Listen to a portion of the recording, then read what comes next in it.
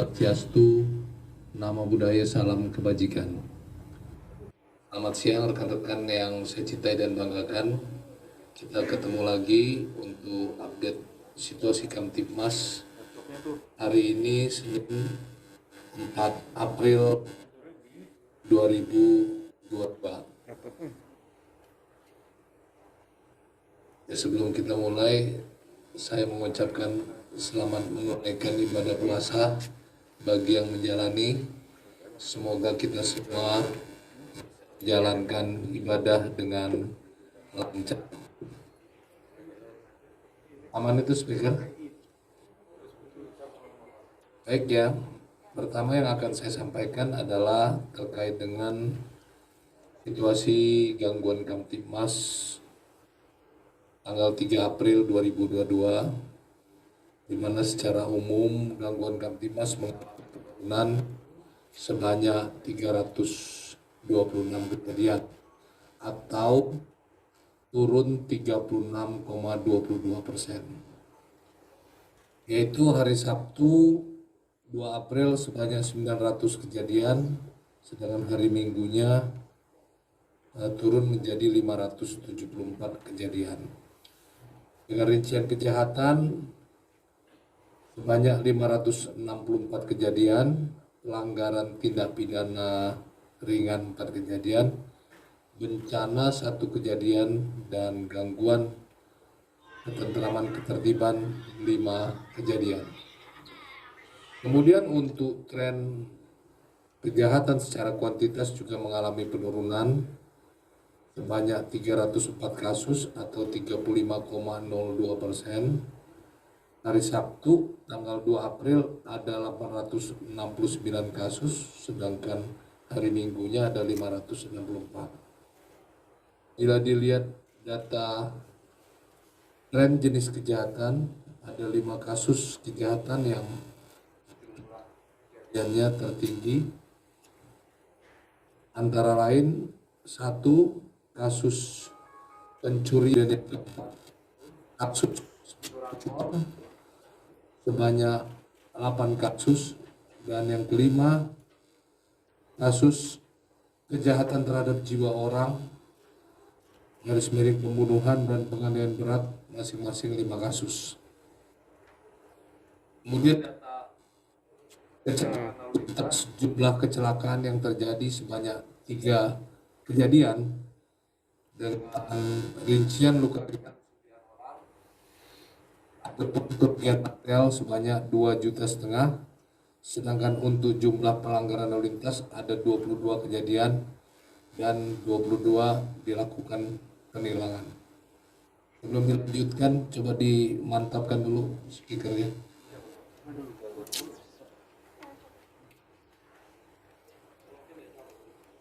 Ya.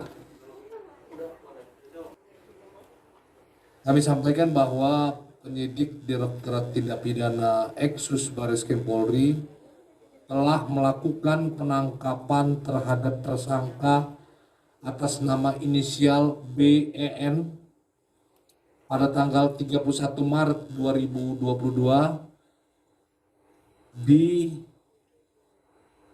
Villa Seminyak di Kuta Utara, Badung, Bali.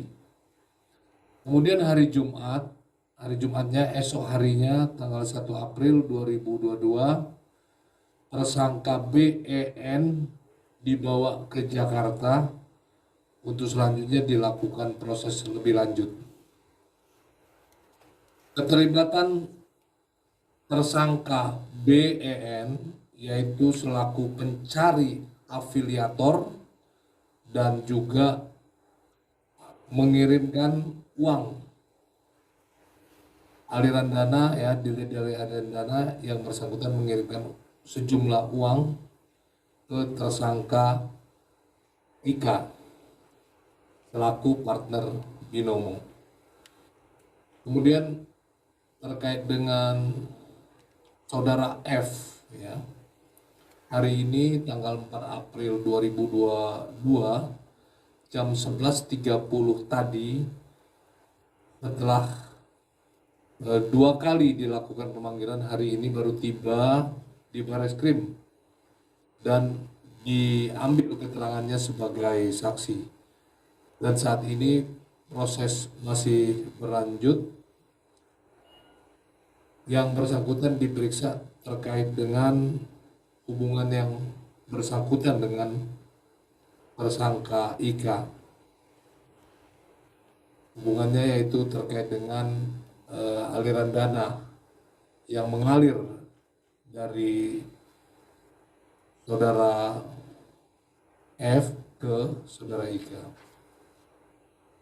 Lebih lanjutnya nanti akan kami sampaikan setelah selesainya pemeriksaan ya. Kemudian yang berikut terkait dengan kasus Bidari Option platform FBS. Ini berdasarkan laporan polisi nomor LP _A _0060 _2 Romawi _2022 SPKT Direktorat Tindak Pidana Eksus Barreskrim tanggal 3 Februari 2022. Kasusnya ini terkait juga dengan tindak pidana ITE, juga junto TPPU dan pasal 378 KUHP terhadap aplikasi trading perdagangan berjangka komoditi yang tidak berizin. Di dalam kasus ini, kasus Binary Option Platform FBS, penyidik telah menetapkan 2 orang tersangka. Yang pertama dengan inisial WK yang perannya mempromosikan FBS melalui media sosial dan pemilik rekening untuk penampungan dana dari para nasabah yang akan berinvestasi di FBS Indonesia. Dan penyidik juga melakukan penyitaan 1 unit HP dan 1 kartu ATM milik saudara WK. Kemudian tersangka yang lain adalah DDA berperan sebagai customer support FBS.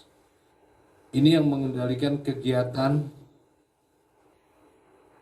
Windy Kurnia August, pemegang token dan perantara dengan FBS Rusia, dengan barang bukti 4 unit komputer operasional customer support FBS. Terhadap berkas perkara tersangka WK sudah dinyatakan lengkap atau P21 oleh Jaksa Penuntut Umum pada tanggal 31 Maret 2022, sedangkan untuk tersangka DDA masih dalam proses pemberkasan.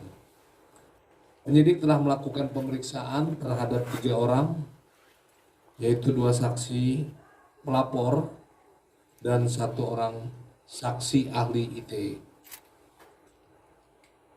Kami sampaikan modus dalam kejahatan ini yaitu saudara WK pada sosial medianya memposting promosi platform FBS dengan janji yang menggiurkan atau mengiming-imingkan, yakni tawaran trading komoditi dengan sistem zero spread atau tidak adanya selisih antara harga jual dan harga beli komoditi.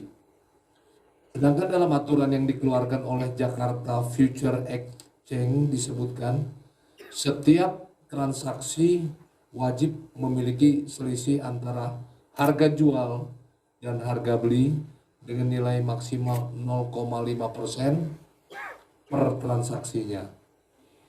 Namun kenyataannya Binary Option FBS menerapkan spread yang terlalu tinggi sebesar 1,3%